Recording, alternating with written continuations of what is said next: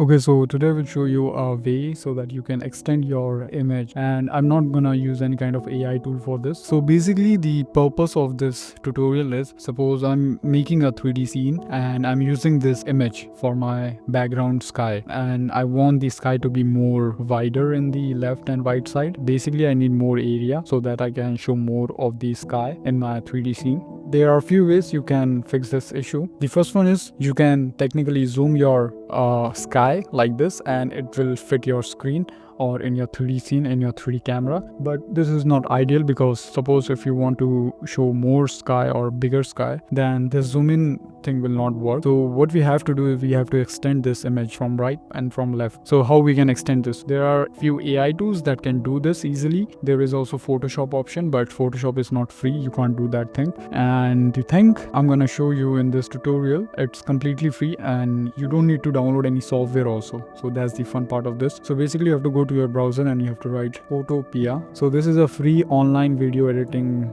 software you can use. So when you open this thing, just create a new project. I will use this YouTube thumbnail. You can use any width and height of your project, but for now I will use this one. You can also use 16-bit, but I will leave this thing 8-bit. So I will drag drop my image there, and we have to extend this image like this in the left side and right side. So basically this is kind of a Photoshop. You can just watch Photoshop tutorials, or you can also watch Photopea tutorials how this software works. But for now you have to just duplicate this one. So you have to hold Alt and then you can duplicate this thing. So this is the base layer. If I hide this one, top layer, this is the base layer.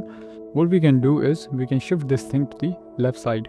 We can duplicate this thing again and shift this thing to the right side like this. I think this is looking quite good. Okay, and now we can enable the top layer. So right now you can see we are kind of extending our background, but it is not proper. You can see the harsh line. So to fix this issue, what you can do, you can just remove this marks, or best thing you can do, you can just add a marks in the top layer, the top image, and then you can erase. Just select on this one, press X to toggle your colors. You can also press this button, then press V to get your brush, right click, and then you have to scroll down and you have to select soft mechanical 24. So when you select this one, hold your Alt button and you can make this thing larger like this, and then you can just paint. And before painting anything, just press Ctrl Z to undo everything, and then go to your flow option and decrease this thing to 15. Now you can just go to this area and you can paint it like this. So now you can see we are blending the sky properly without having any kind of line or anything. You can see there we are extending the sky, and you can also do this thing there, but I'm not recommending this.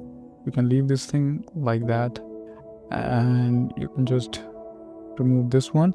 And if you want to be very precise, you can also remove some of this stuff there if you want. It is not compulsory.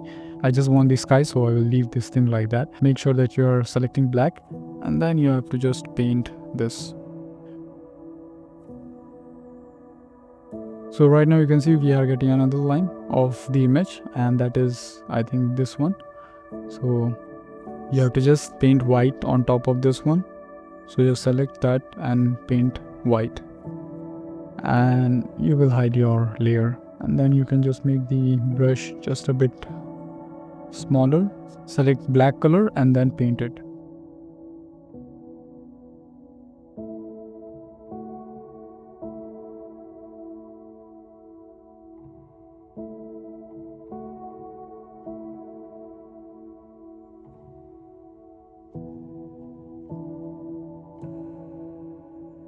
We properly extend our sky from this image, and you can also hide and see your stuff. And when your image is done, you can also crop this area if you want to. You can just select rectangle tool and you can just remove this portion, or the best way is to export this thing to PNG and then re-import your main image, the extended one, and then you can crop that thing. And I think that would be much easier than cropping directly into this one. So I think this is the easy way and the most free way you can use to extend your images or your sky. So yeah, I think this will help you. Thank you for watching.